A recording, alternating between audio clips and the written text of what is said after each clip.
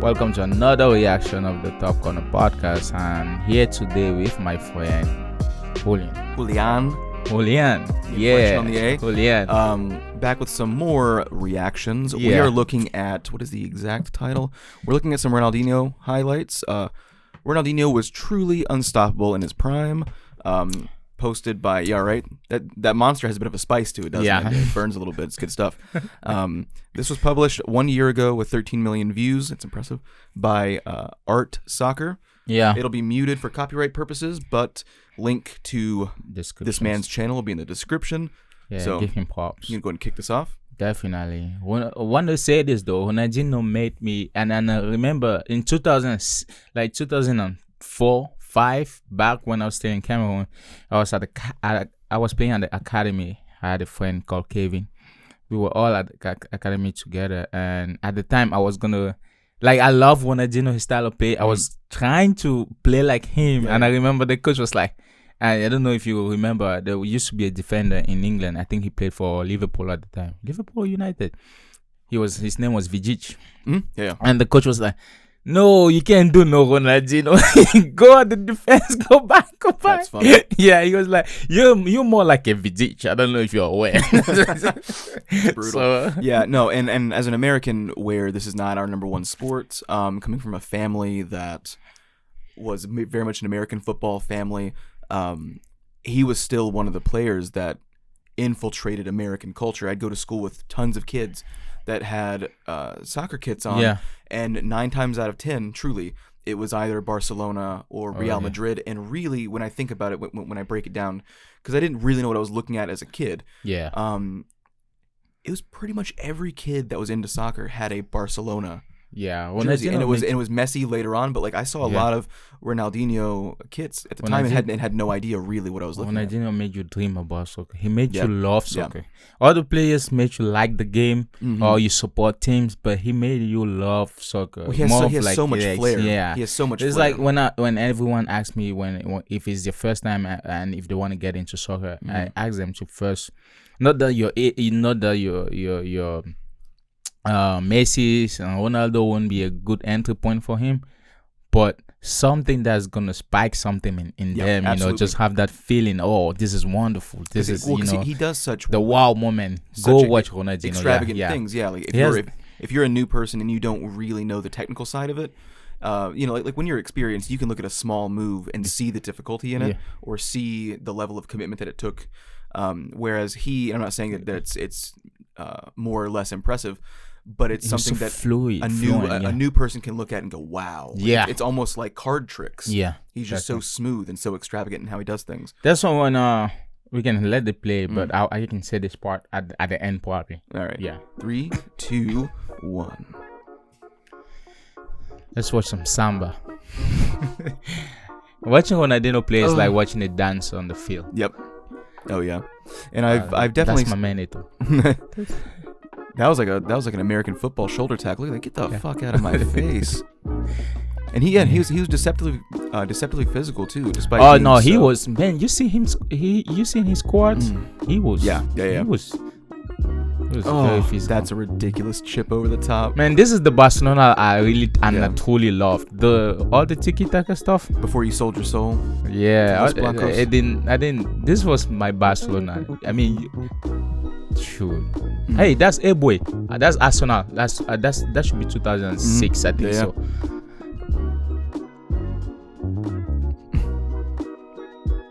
That's ridiculous. Oh, look at that.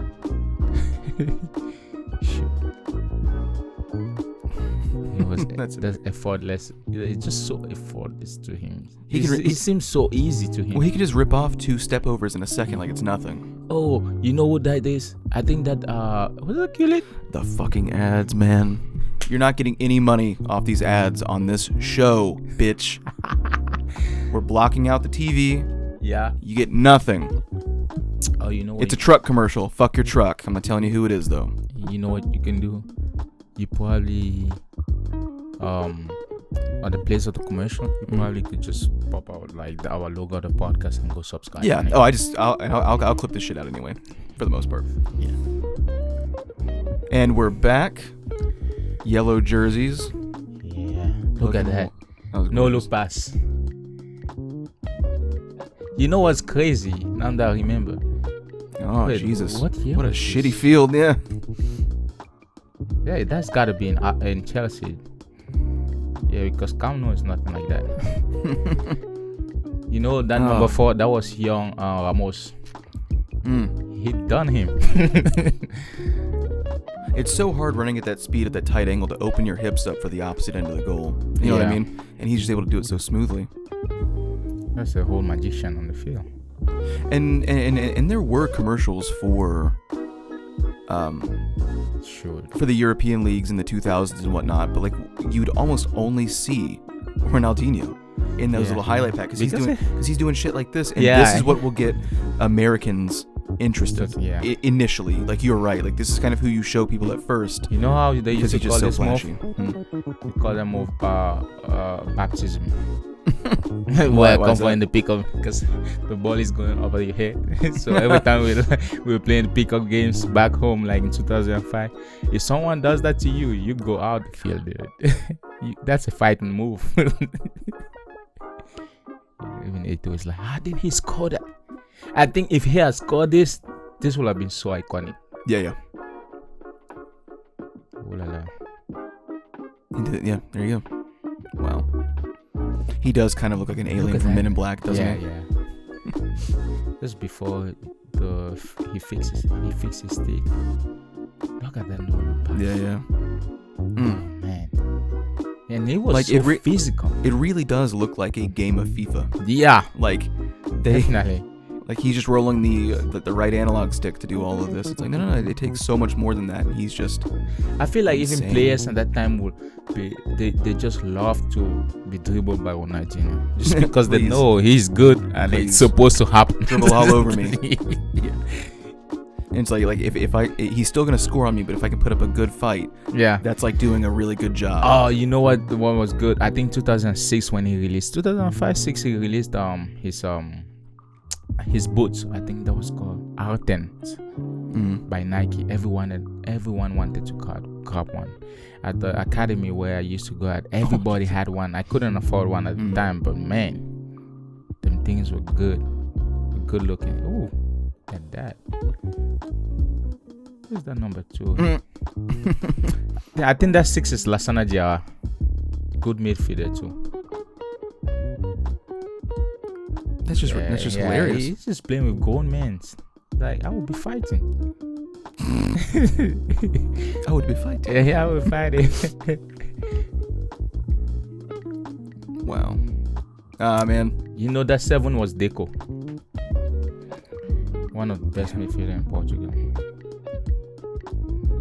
This gives me so much nostalgia because this like I was invested in football more than now in sense that I knew every single, and plus because that was my team too, I knew every single time they were gonna play at, and I was all the news about each individual players. And this was before the era of internet in Cameroon. Like you didn't have phones or direct accessibility to Googling, so I had to be on TV watching the news. I was gonna ask you, like what was the broadcast situation for these for like La Liga, Premier League, and Champions League at the time in Cameroon? Yeah, so at the time, like we were watching Canal Plus and Canal Plus Sport for La Liga, and for English games we watch it on I think it was super something. It was a South African channel because they had. So is it like a cable? Is it like basic cable? Or is it basic cable. Okay, cable. Yeah. Interesting. Yeah, because like we didn't really. I couldn't tell you how we would have watched it. I know that like I had basic cable in my room as a kid, and that was never on. You'd occasionally see an MLS game really late at night, but like. I guess we would have had to have some sort of like Comcast or AT&T sports package or something. Yeah, and there was also like unfair. Good shows on Telefoot for games, for recaps and stuff like that. Yeah, that is the one thing about the streaming service setup now. Don't get me wrong, I don't like being screwed by 18 different companies. Yeah. But I do like the fact that Champions League and Premier League,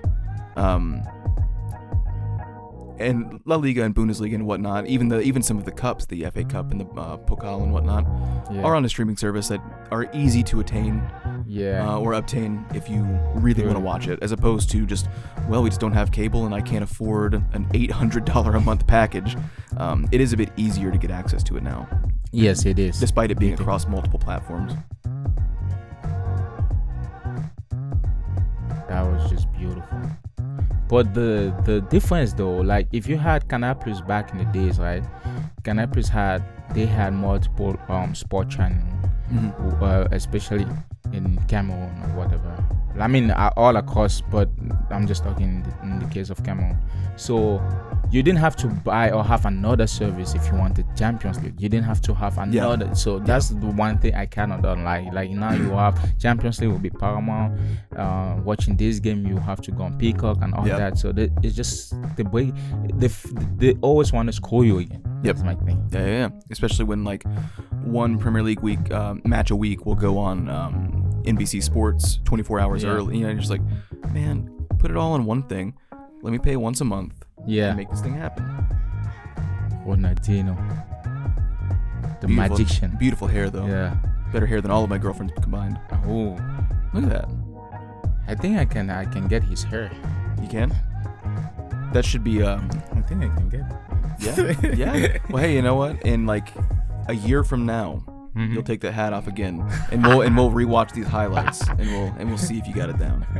You show up with a Ronaldinho jersey on, tie your hair back, be great, man. Look at that dance. Oh my god. I never liked that Barcelona jersey. Yeah, I mean he's absolutely spectacular, and I stand by that. He might be the best gateway player for non-fans. Yeah. Like if you're gonna convert new fans, I too. He is who you watch. He's the one you want to advertise the game with. 100%. Yeah, I don't care what era it is. And another thing, when they say, the best dribbler for me in the history of Brazil will always be Ronaldinho. It won't be no Neymar and all these people talking about Neymar. I'll tell you why. Most of Neymar dribbles, sometimes Neymar does it too much. Mm-hmm. And sometimes there's no point to his dribbling. 100%. So Ronaldinho, his dribbling was purely functional. Like it was to beat a player or have an action or create space. Like it was always for moving forward. Yeah, moving forward. He's doing something extravagant. But it was goal oriented. It wasn't something I would just do because I want the attention. That's a definition of watching of a child watching a great player and learning how to do the moves without thinking about the mentality of why those moves are being done. Yeah. And that's the thing in all aspects of sports and arts now. Yeah. You know, like you have like wrestlers that want to do acrobatic things because they saw acrobatic wrestlers when they were young, but they forget about the storyline that led there, or like how to build a match together. And then film as well. You know, we can watch all of the great films from the last 120 years now with the click of a button. Mm-hmm. But the guys coming up now don't really understand why those creative choices were made at the time. So they start applying it to their own work, and you start seeing an unfunctionality in why they're using the techniques. I would really like to know who would be the in the history of Brazil top 10 player. Mm-hmm. I would really like to know where he will rank, because Brazil they have a freaking amazing list. This is no joke. So they are like the football equivalent of France for film, which you and I have had that conversation a lot. Yeah, you don't like it that much, but if you look, it's one of the richest, the richest history. In film production period. Same thing for Brazil in football. That would be in terms of national teams and even individual players in club. Brazil has one of the richest story. Yeah, it's considered by like a lot too. Yeah, by a lot. So. Good stuff. All right. That was Ronaldinho again, the most finesse-based player. If you are he had it all. If you are a football fan and you want to convert either your stubborn grandpa or your girlfriend that doesn't like sports, or friends in your class, so that you can have someone to talk to, so you can stop driving your mom insane at the dinner table. Show them Ronaldinho highlights.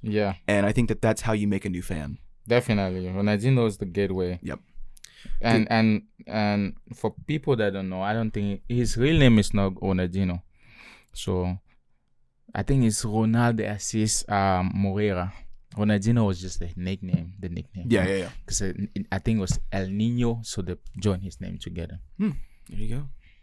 All right, everybody. Thank you for tuning in for another reaction video. We will have, I think, one more coming out this week. Yeah. And we'll be doing this in the future. Again, there is a poll on our community page on our channel.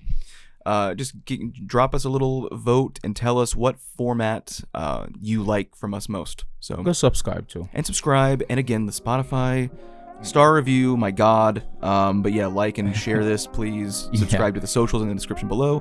Goodbye. Bye.